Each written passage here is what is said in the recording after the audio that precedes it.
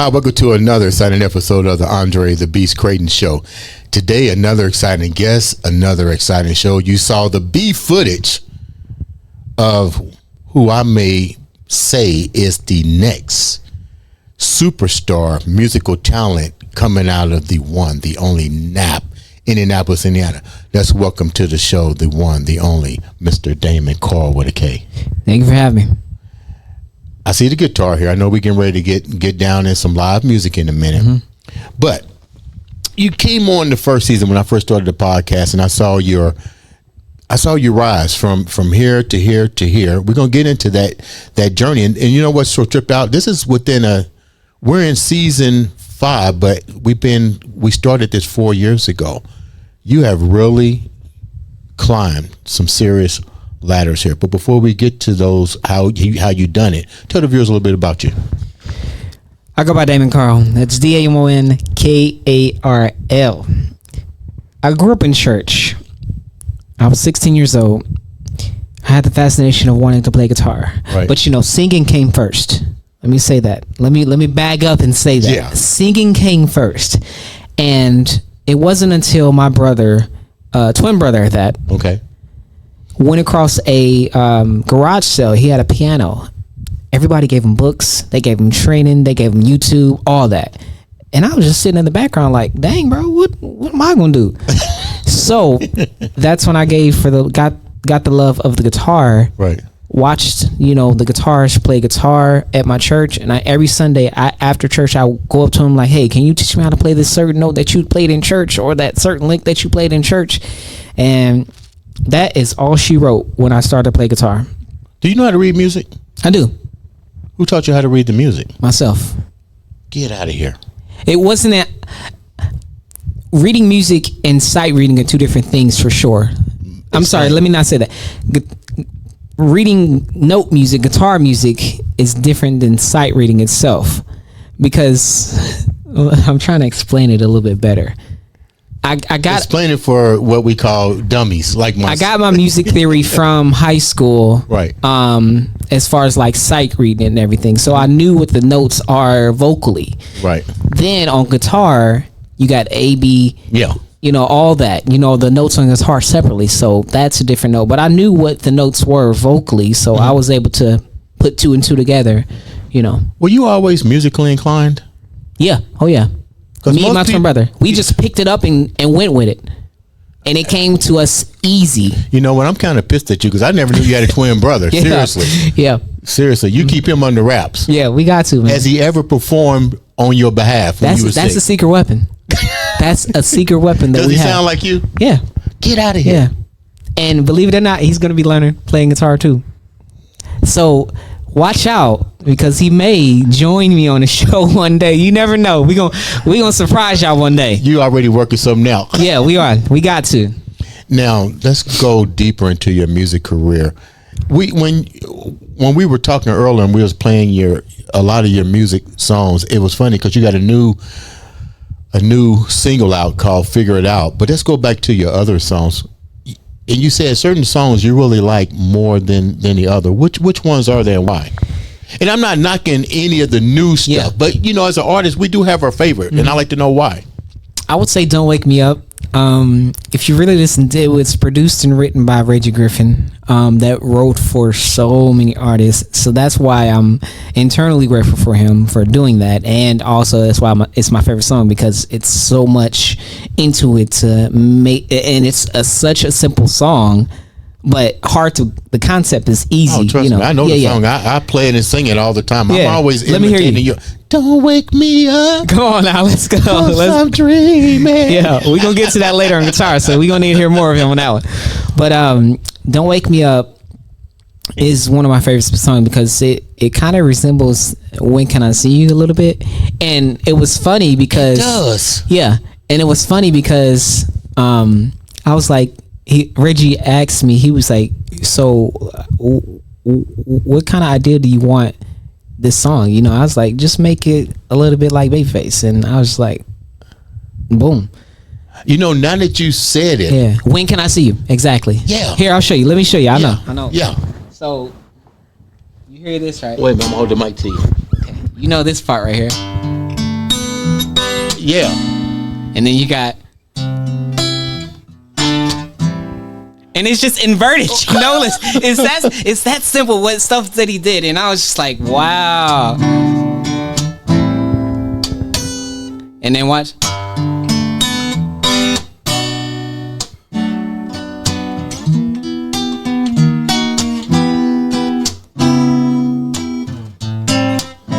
And then watch when I do.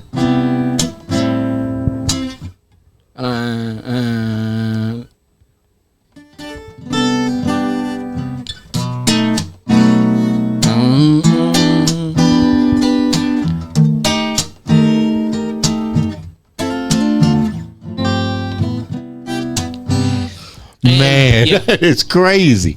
And if you just listen to both songs, together, you're just like, oh, that's what he did. And you know what? As many times as I've heard that, I never put the relation between the Babyface in that, because I'm just singing your vocals and stuff. I'm like, wow,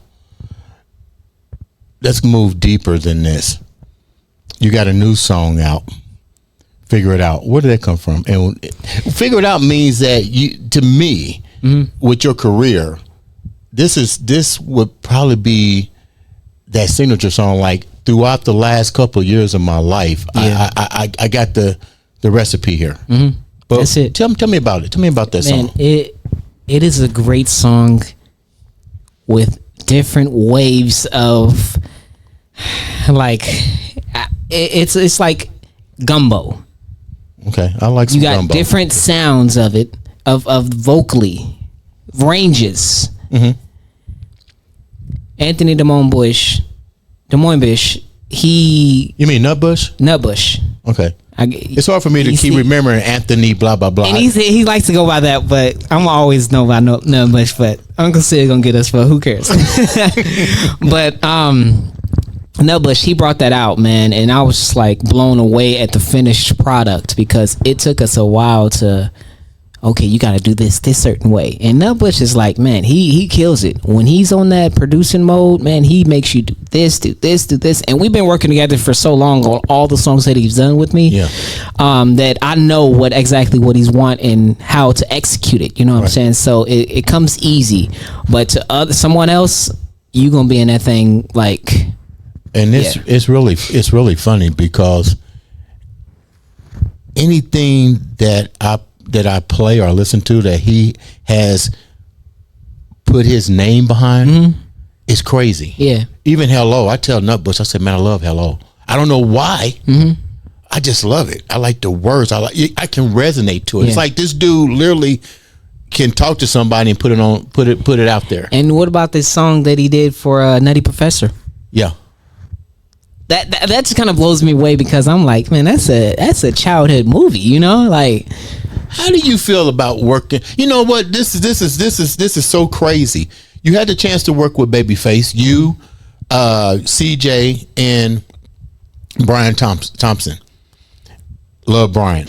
I'm a saxophone guy. Yeah. So when he plays, I just sit there and shut the fuck up. Yeah. Like literally, I just sit there and be like, okay, dude. I remember when he started, he had the little CDs, and I was like, hey, I'll get that. You know, whatever it takes to boost your career. But I look back later at you guys, and it's almost like I'm a godfather because I saw you guys evolve, and it's now you're on stage with Indiana's own Babyface. What's that like?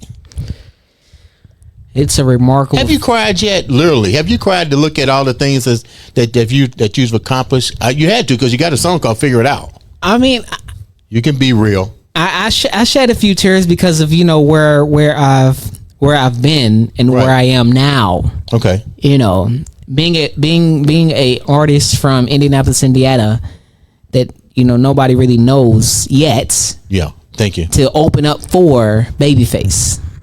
13-time Grammy Award winner. Right. To open up for him not once, but several times. Yeah. Sold out crowds. And they loved you.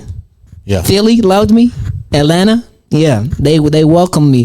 And it's funny because they call before I go on stage, they're like, okay, Babyface's protege, Damon Karl. And it's like funny because I'm like, that's pretty cool. That's pretty nice.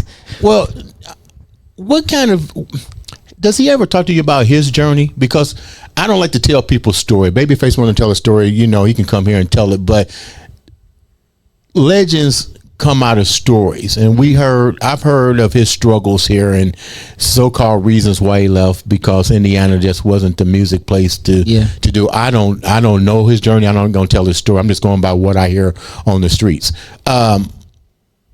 Has he ever sat down with you guys? You've been on tour with him numerous times. He clearly embraces the Indiana artists here.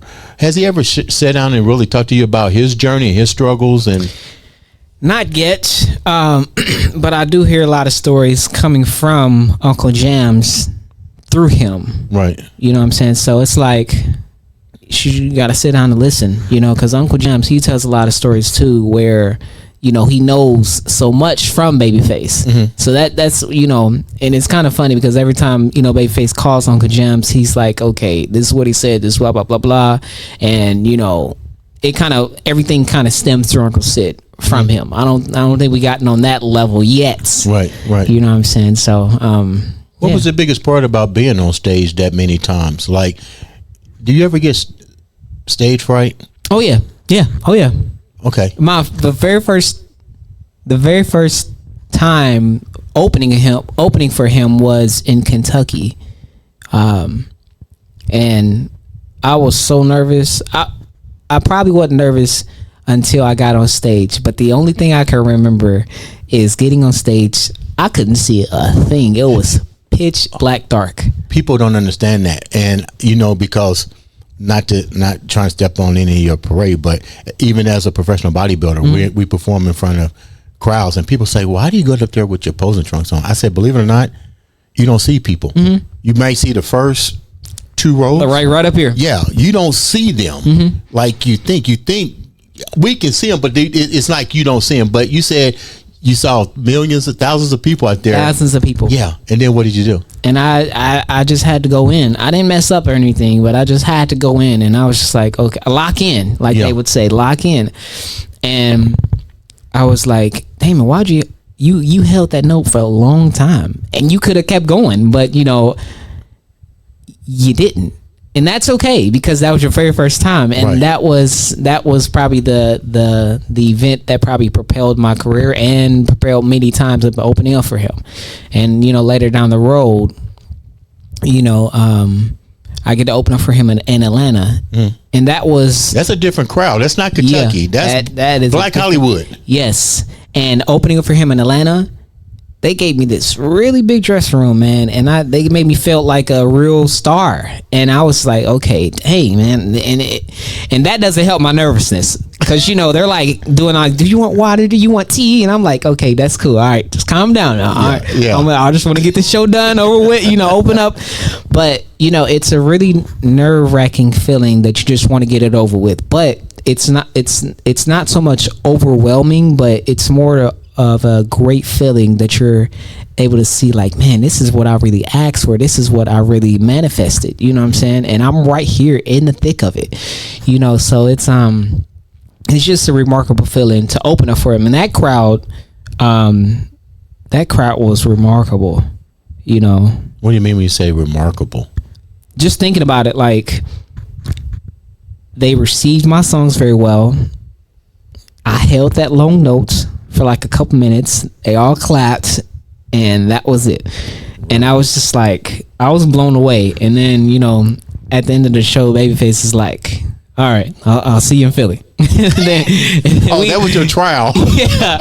yeah. And then we make that 9-hour drive to Philly, man. Same day. So what's it like being on stage with your local buddies? Oh man, it's an awesome CJ, feeling. Yeah, B Thomas. Yeah. What's that like? All you guys on the stage at the same time with the legend. It's like where we're supposed to be, man. Like, you don't think Babyface reaches out to his indies own? Yes, he does.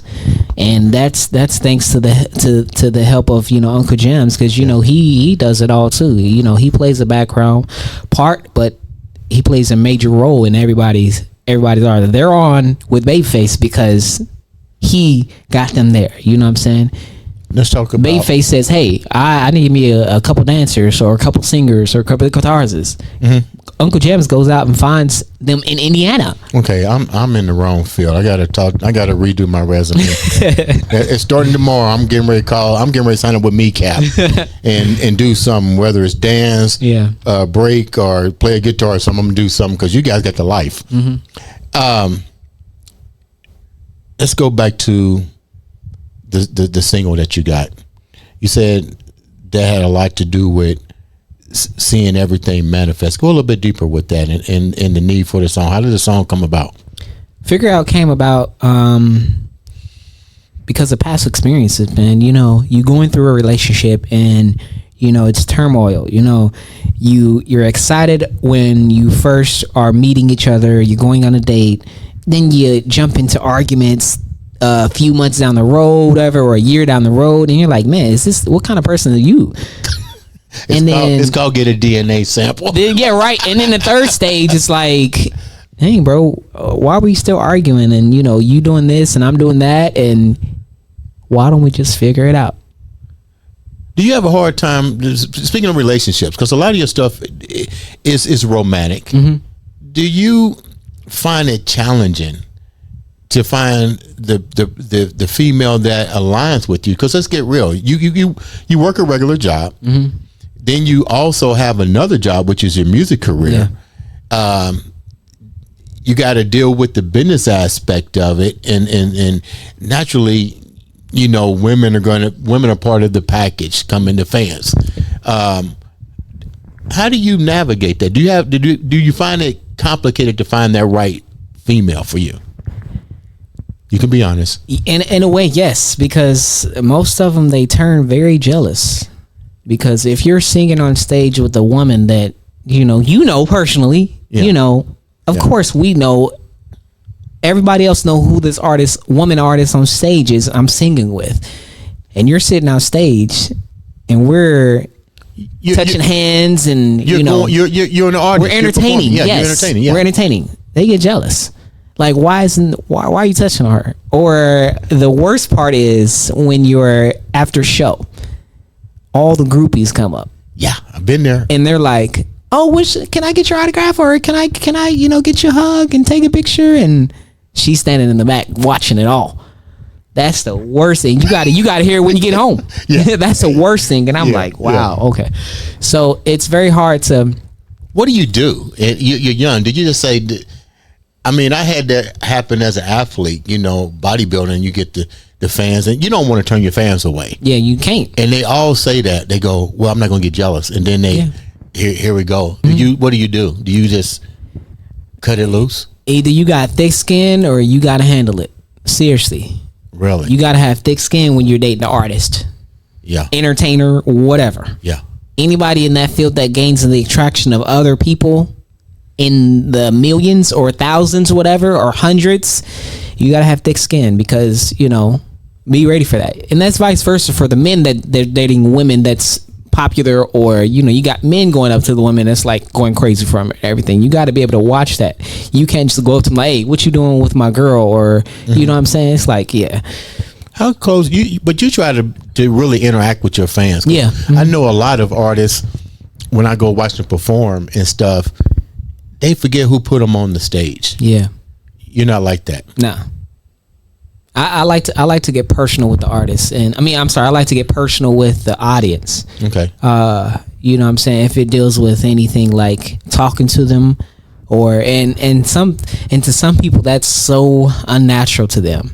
Really? What do you mean? It's natural to me to be able to just talk to people, like right. Like, how y'all doing this evening, or you know what I'm saying, or vice versa. You would go up to them and sing and sit down on the, table, whatever, and sing to them while you're doing a live performance. Right. And that's unnatural to people. And really? So it's like, it's almost like they're a little afraid of their audience. And I was like, I've never been afraid of the audience. I've always used that as fuel. If I'm nervous or anything, Have there ever been a moment that your performance just didn't go well? Oh, there's many times like that. Really? Yeah, it'd be one note and you think your performance is shot after that one note that you hit wrong on the guitar or something like that, or I sung wrong or forgot one line, and your performance is shot. Is it shot because you think it's shot, yes, or is it shot because the audience thinks it was shot? I think it's shot. Me personally, yes. So then what do? I just keep going, and I'm like. And I would ask my brother or my peers or something that's in the show, how'd I do, man? Did you like that? Was it cool? And they usually like, yeah, you're fine. Just calm down. You did good. They really didn't notice it. Or I just try to, like, I remember one time I messed up like some words or something. I was like, hold on, y'all. Yeah, I know I messed up. Let me do that over real quick. And I literally did that. And I was like, all right, bet. Let's get it in. And they're always, the audience is always forgiving when you kind of mess up, and then you're like, okay, I'm about to do that one more time. And I kind of jokingly say that. Like, one time I played guitar, live performance, all get out, and I was like, I messed up chords right off bat. And I was like, hold on, I ain't gonna do y'all like that. Let me redo that one for y'all. And we did it, and we had a great show, and it turned out well. So yeah. Let's go a little bit deeper. You've managed your career at first. Now you are with MECAP and the host of the MECAP family.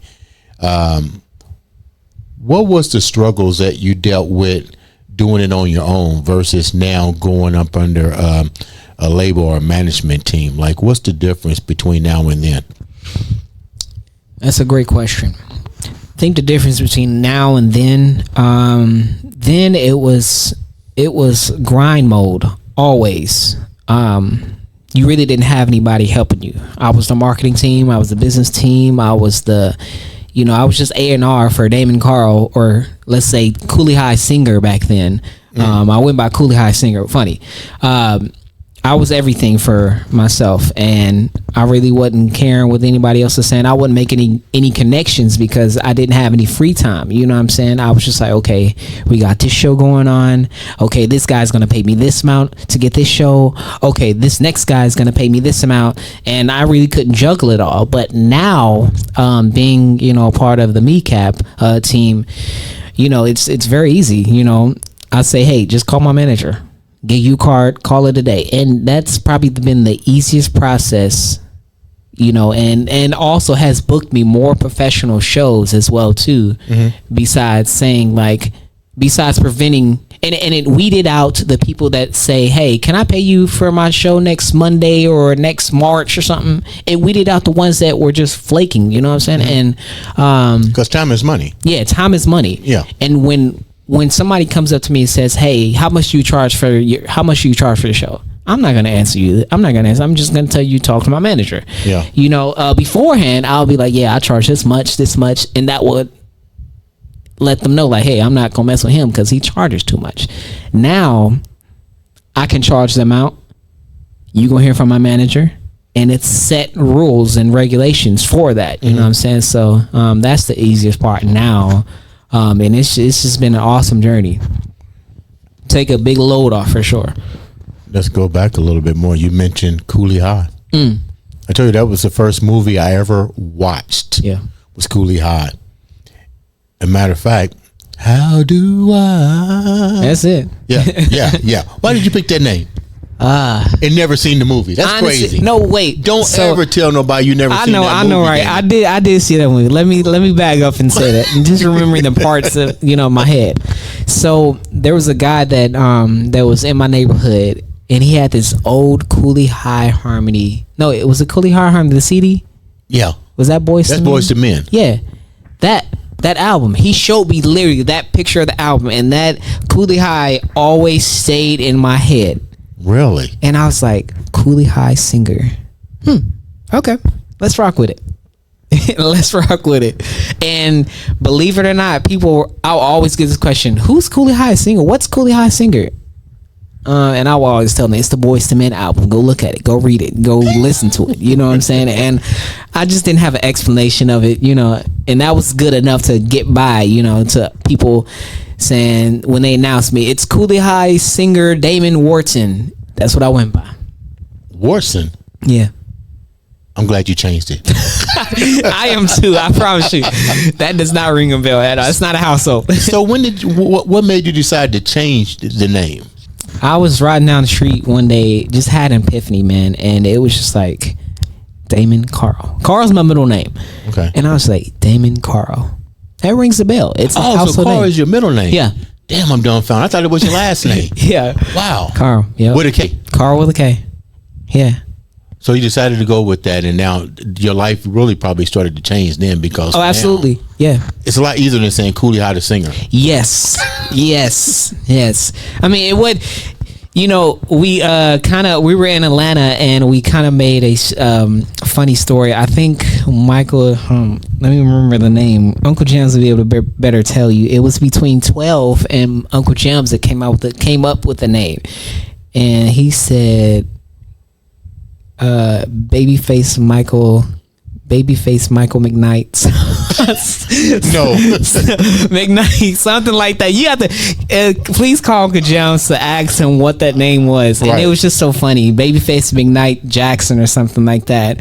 And that was just a nickname that we kind of had before, the whole Damon Karl. I mean, I think it was Damon Karl was already established, but that was, just playing around and everything. I was like, that sounds pretty cool. I like Damon Karl. Yeah. So what's been the most learning experience for you?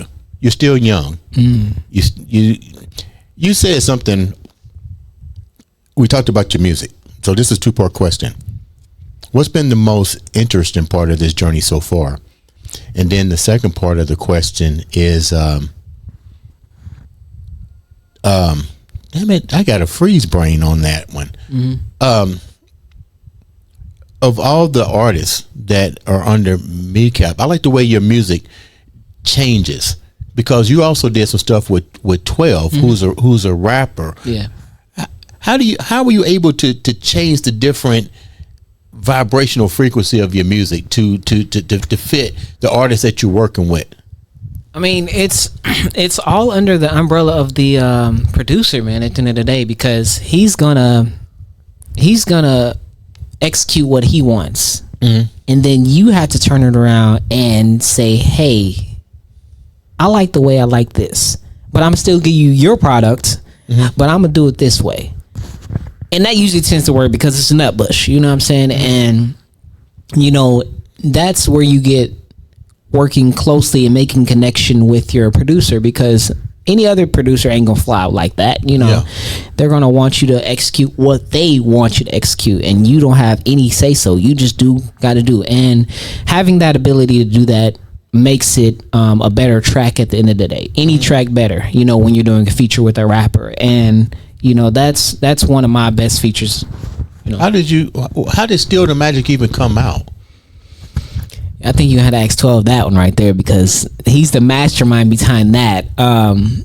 Yeah. When he asked you to come on board, what did you think he was going to have to do? Oh, I thought it was going to be more of a melodic, you know, slow, you know, pace, him rapping over it and calling it a day. But that, man, that song is a masterpiece. Yeah. Yeah. It's more than a masterpiece because I still sing it. It's still the magic. So let's move. Let's keep moving with this great conversation. We talked about you and the guitar, and how there's not many that fall up under that genre that's still being electrified today. But I compared you to one of my guys that I love, which is Christopher Cross. Yes, Selling. Do you know Christopher Cross? Absolutely, yeah. What's your take on you and him? You know, his style and then your style. I think, well, there's a big difference, but I like the way he reminds me of. I'm kind of having a brain fart. We don't have two of them already. You know that, right? Because there's so much to talk about. Yeah, Indy's own, IU Bloomington's own. Okay. You know what I'm talking about? It's on the tip of my tongue. Is it John Cougar Mellencamp? No. Is it Indiana's own? Just yesterday morning, they let me know you were gone. You got me, but I'm gonna have to Google it. I'm gonna have to. You got to, man. You got to. It'll come back to me, but he reminds me. But Christopher, man, he's an awesome guitarist. That his style of music, the way he plays his guitar, is the way I would love folk, I guess, you know. And you know, I listen to that song almost too many times out of the day, trying to figure out that lick of the guitar, and I'm like, okay, he does this, and he's a remarkable player. On Sailing? Yeah. So I take it your next project is to remaster or redo Sailing. Oh, we gonna do something. Yeah, we gonna redo something. Who are some of your favorite artists that we mentioned? Christopher Cross, that's one of mine, but naturally you done your research. Which ones do you like? Because I forgot BB King. Yeah. Who do you like? I'm testing your age. Yeah. That's a good one. You want to use your phone? Wow. I think my all-time favorite. I mean, I'm not gonna say all-time favorite, right? But you definitely BB King. You took mine on that one. John Mayer for sure. That's everybody's favorite. Jonathan Butler. Okay, he's a great one. Yeah, and he's coming here on May 2nd, so I'm gonna be able to see him there. But are you gonna perform? Or are you gonna open up for him? Nah, I was. Really? But I think they chose to go towards a jazz musician player or whatever. That sucks. Yeah, I know. It would have been cool to have both of you guys playing on stage together. See? Put it in the works. That's manifesting right there. Yeah. I would love to go see that too. But Jonathan Butler, man, what's that song called? I'm sorry. You want to use your phone so bad, I can tell. And I have them on tip of my tongue because I listen to more classical guitar more than anything. Really? Yeah. Bach Suite number 1. Really? Yeah. How much of that classical do you bring into your creation? A lot.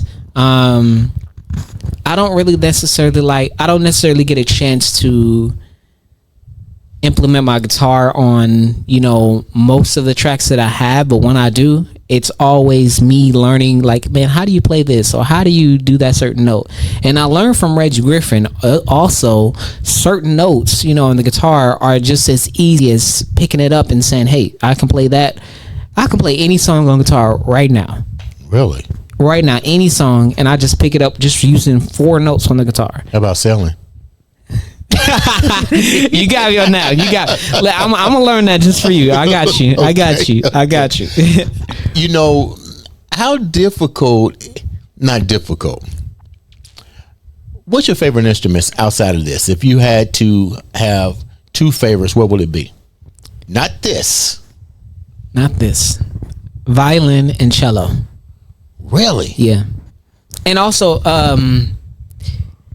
it's a certain drum. What is that drum? That kind of sounds like, I don't know. Let me see here. I'm gonna grab my phone just for one time, okay? I'm gonna let you use your phone on this one. One time for the one time. Let me see here. Let me see drum.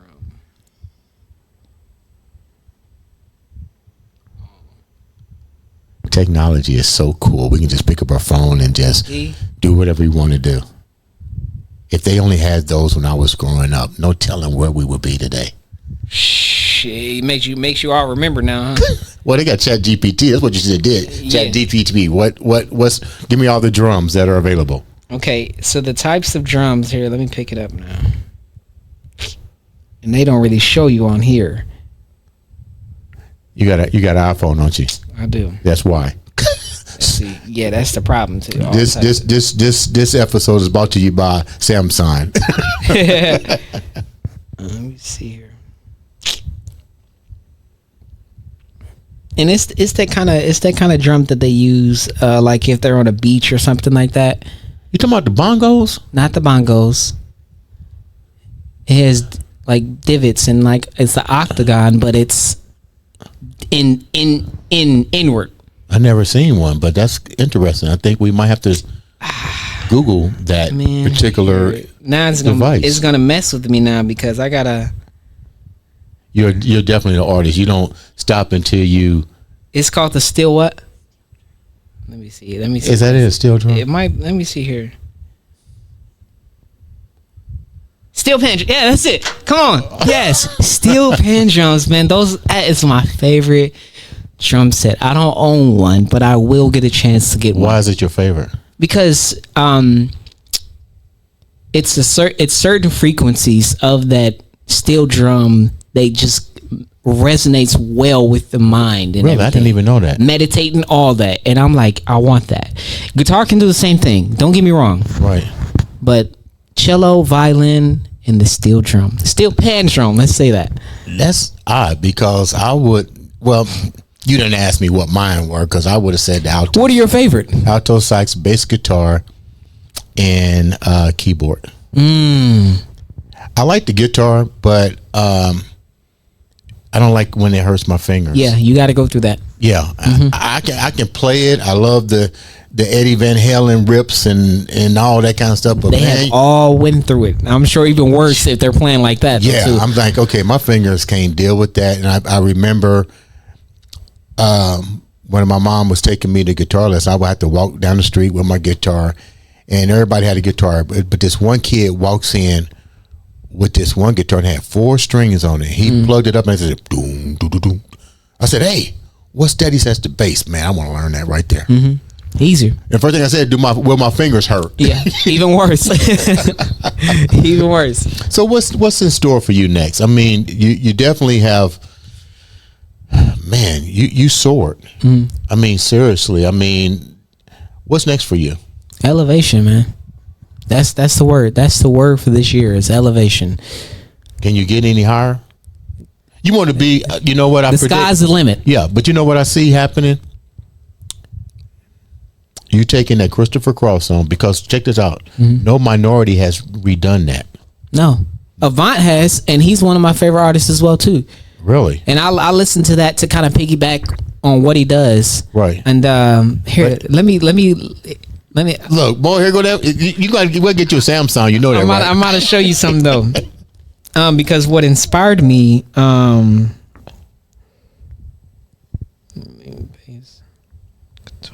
And I like the D around your neck. You're repping the D for real. Yeah, I got to, man. Yeah. Yeah. Let me see. Fire and rain. Let me see. Okay. Let me see here. Did you find it? I did find it. James Taylor. Oh yeah. Babyface did remade his whole album Really? of all James Taylor songs. So you know what that means? You got to redo all. Absolutely. Cross. Yeah. Yeah. That'd be a. Yeah. The Selling album is the best album to redo by Christopher Cross. There's not a song on that track that I don't know and don't play, either with the guitar or the keyboard, because there's only two instruments that's really used throughout that whole track. Let's go back a little bit, since we're talking about remaking and stuff. Let's talk about another kneecap artist that I love. Her voice, you already know. I already know. Kelsey Marie. Yeah. Jesus Christ, the girl is truly talented. What's any collaborations on some duets, some back together, reunited? You know, honestly, that's a secret weapon that we haven't released yet. You know, you mean I already put it out there and it's in the works? It's in the works, man. What's it like working with her? It's awesome because we've worked together for so long. Yeah. And these were the days back in like 2018, 2019, to where it was like, Kelsey, you want it? She said, yeah. Really? And she has been elevating her style of music. She even writes. She's a writer. Yeah, she's a mean writer for real. Why do you think Indiana is all of a sudden becoming the mega capital of music? Because let's look at what we got here. We got Kelsey Marie, we got you, we got 12, we got Dempsey, we got Dead Silence, we got I'm trying to cover all the people that I know. We got Skip, we got Allie E, Alice Victoria. We got I'm trying to think of her name. Elena Renee. I haven't met her yet. You definitely should. Really? She's the bad one. K Hugs. I mean, we just got tons of talent here. Why do you think there's a big explosion in Indiana with such musical talent? I think Indiana is carrying Midwest in music. I like the way you said that. Yeah. We're the new Motown. We're the new Black Hollywood. That's it. Yeah. What are we missing? What do you think we're missing? What do you think that spark is that we need to really take it over the top? Because we've seen artists like Babyface leave and stuff, but he's still giving back. We've seen a lot of artists come out of Indiana, but they, it's like once they get the fame or whatever, it's kind of like they wilt away, and we don't hear anything else about it. But you guys are taking the microphone and taking it here. But what are we missing? I think the biggest thing would probably be artist development. Explain that more. And when I say that, I mean, because when you say Motown, I think about artist development for sure. But when we need that here, because you can train the artist on how to interact with people, how to make connections, how to dress, how to perform, what to do off stage, how to take pictures. They don't know how to do that. How to market. And how to market. Join MeCap. Wow. First of all, let me say thank you, because anytime I reached out to have you come on the show, you've always been a blessing to come on, and you definitely know how to market yourself and how to market anything that you touch. The journey has been definitely manifested in your favor. What's the one big thing you want to see happen with you, not anybody else, but with you? The biggest thing. I already know. You want me to tell you what it is? Go ahead. The best R&B single at the American Music Awards goes to Indiana's own Mr. Damon Karl. I love that. I love it. I love it. I love it. I can hear that. Yeah. Say that one more time for me. For the people that didn't hear it. Yeah. Remember this, right? The best R&B single goes to Indiana's own Mr. Damon Karl. That's it. That's it. Everybody's going crazy. Yeah, that's it. But not just Damon Karl. Let's go deeper. Best female artist of the year, Kelsey Marie. That's it. Let's go deeper. Best R&B vocal group, Indiana's own Forecast. Best rap artists of the year. The artists are Dead Silence, Dempsey, 12, Skip. I'm not going to pick the winner. Yeah. That's too deep for me to pick. But you get where I'm going. Before we get off, you got to take that guitar. I want you to pick your favorite song. I know you got your single and stuff. But before we even pick the guitar, how can the viewers reach out to you, get the new song, book you the whole 9 yards? I'm gonna ask Andre to. Did I get it wrong? Yeah, you got it right. Andre. Okay. You can say Andre. That's fine. all right. I'm gonna ask him to kind of put at the bottom of the screen there. Okay. Sid Vicious Jams at gmail.com. That email and his phone number. That'll be able to contact me contact him to book me for your next event that you might have. You can also follow my socials. That's DamonKarl. Twitter, Facebook, Instagram. Don't forget to like my fan page, because without that, we are nothing, and you won't be able to stay informed, on my next appearances or shows that I might have, Right. So that's how you get followed. I'll make sure we put it at the lowercase. And don't forget to add my music to your favorite, don't forget to like it, push like on it, comment on my YouTube, you know what I'm saying? Or, go ahead and look at those videos I posted, or, download my music, pay for my music. It's just $1.69, right? It's 69 cents, right? Yeah. Yeah. On Apple Music, iTunes. When's the last time you bought a piece of music? 3 years, right? Yeah, that's too long. So go ahead and do that. Now, pick up that guitar. I'm going to let you pick out a song that you like. I'm not going to question it. And that way we can leave the viewers with a sample of your music. Okay. I want some vocals too. Okay. I'm going to hold the mic too, so you can sing. I'm going to keep my mic because I might join in. I might join in a few licks here and there.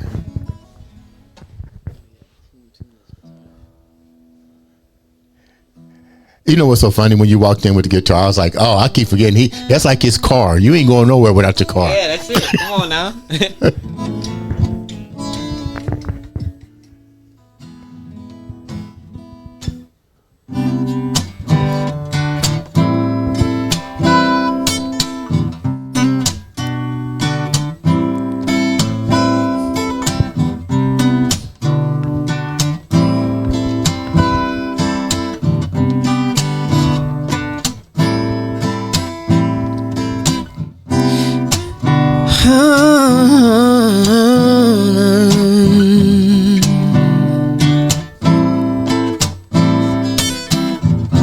All that I wanted in my life was to find myself a lover to keep me satisfied. Never knew what life had in store, yeah. Till I found someone who gives me love and so much more. Sometimes it seems to me I'm living in a dream, a perfect fantasy. There's nowhere I'd rather be. Don't wake me up if I'm dreaming. I can't believe I'm the love of someone sweet as you. Don't wake me up if I'm dreaming. I can't believe I'm the love of someone who's sweet as you.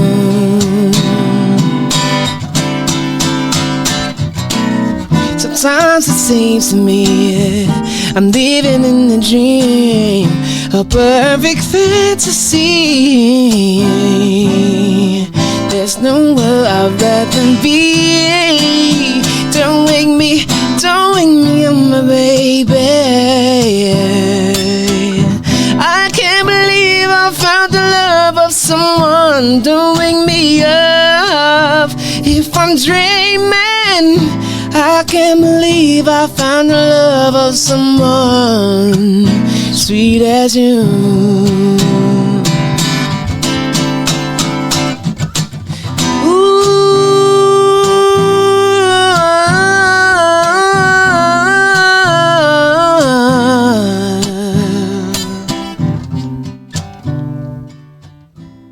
Ladies and gentlemen, the one, the only, Mr. Damon Karl.